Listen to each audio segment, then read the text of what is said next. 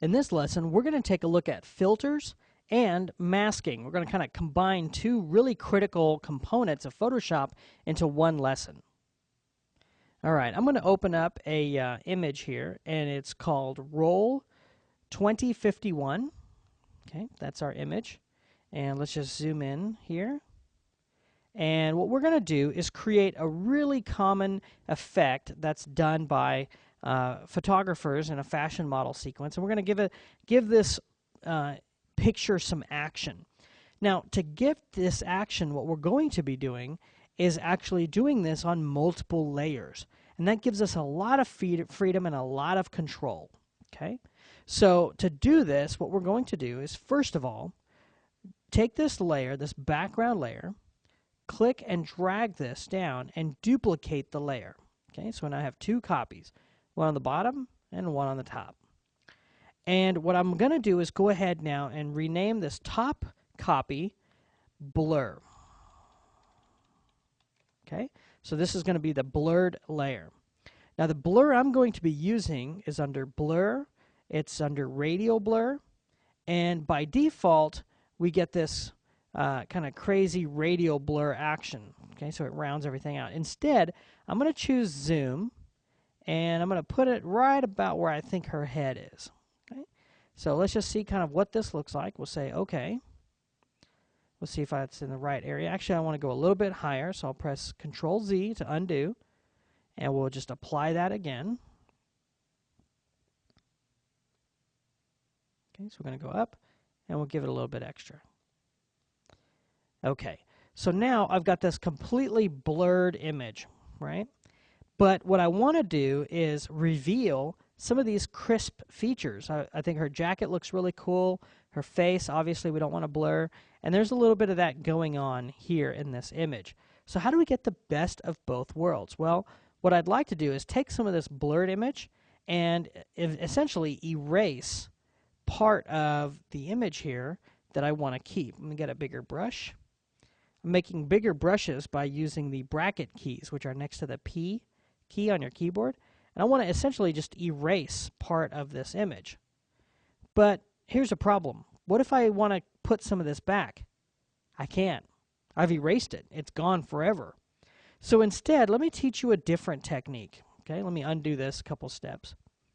A technique called masking is one of the most important techniques to learn as a Photoshop artist. And this will be the basis of really problem-solving a technique without actually brute forcing pixels to be erased or painted back. So for example, what we're going to do is we have the bottom layer turned off. It's very important you have this turned off so you can really see what's happening. And I'm going to select the blurred layer, and I'm going to click on this third little icon down here, which is called the mask tool. So I'll click here, or the layer mask. All right, notice it's white. And notice my paintbrush is white. The color right here that I'll be painting with is white. So if I click and drag, I actually get black. Why do I get that? Well, let me undo this. It's because I'm using an eraser. Let's not use an eraser. Let's get out of the habit of using an eraser. For me, professionally, I very, very, very rarely use the eraser. So instead, I'm going to use this paintbrush, and I'm going to click and drag, and I get nothing.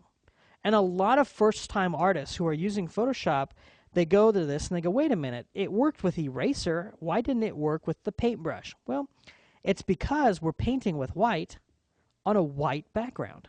Yeah, that's not going to work. So let's flip these colors over. So I'm going to click this little arrow, and now I'm going to be painting with black. And now when I click and drag, it erases or masks part of this image out. Okay? Which is awesome. That's what I want.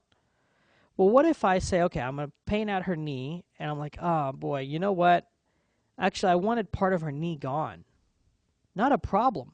Because I'm painting with black and white, all I have to do is flip my colors, and now when I paint that image right back in. And that's exactly what I'm after. Okay?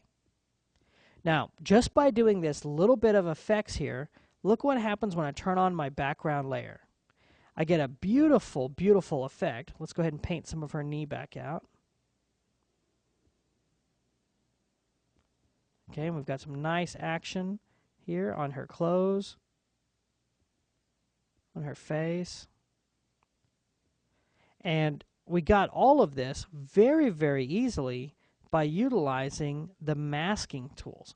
Okay, so again, you just take your image, duplicate the layer, select the third option, which is a mask, a layer mask, and then use black and white paintbrush to paint areas that you want or don't want.